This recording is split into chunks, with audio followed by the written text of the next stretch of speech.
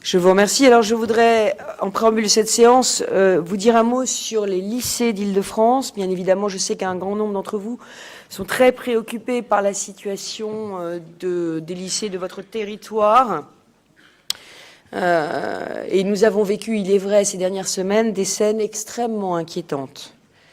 Des scènes extrêmement inquiétantes parce que, comme l'a dit le ministre de l'Éducation nationale, la violence dans les lycées, même si elle a été sporadique, même si elle n'a pas touché tous les établissements, et bien évidemment, il faut toujours le rappeler, toujours s'en féliciter. Il y a eu un grand nombre d'établissements dans lesquels tout s'est passé dans le calme, mais il y a eu aussi, dans plusieurs dizaines d'établissements d'Île-de-France, des scènes très choquantes de guérilla urbaine.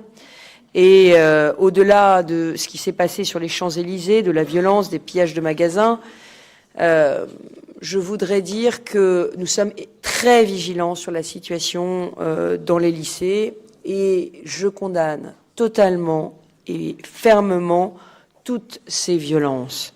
Des violences qui ne résolvent rien, des violences qui, au sens propre comme au sens figuré, ne font que jeter de l'huile sur le feu. Nous avons une société française qui est meurtrie, une société française qui est au bord de la déchirure et nous devons œuvrer partout où nous le pouvons à la cohésion de cette société. Refuser la violence, ce n'est évidemment pas refuser le dialogue et j'espère que le gouvernement a entendu la détresse qui s'est exprimée et la souffrance qui s'est exprimée à travers un grand nombre de manifestations ces derniers jours. Cette demande légitime de Français qui veulent vivre de leur travail, vivre dignement de leur retraite, qui se sentent oubliés, parfois déclassés.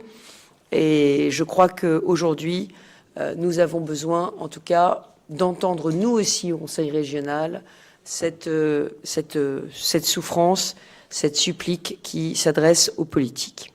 Alors, s'agissant plus particulièrement de nos lycées, nous aurons dans la séance un rapport qui a été mis sur table en urgence pour venir en aide à la communauté éducative très durement éprouvée.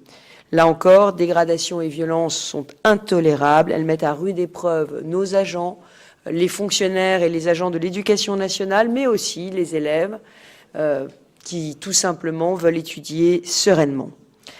Alors à tous, chefs d'établissement, gestionnaires, CPE, surveillants, enseignants, agents des établissements, ingénieurs et techniciens de la région qui sont sans cesse sur le pont et qui apportent des solutions dans les meilleurs délais possibles. Je veux rendre aujourd'hui hommage pour leur solidité, pour leur réactivité et leur engagement. La région sera toujours à leur côté pour lutter contre ces violences inadmissibles qui, à ce jour, je tiens à le dire devant vous, ont fait des dégâts qui se montent à plus d'1 500 000 euros. 1 500 000 euros. D'où le budget, évidemment, supplémentaire que nous allons voter mercredi.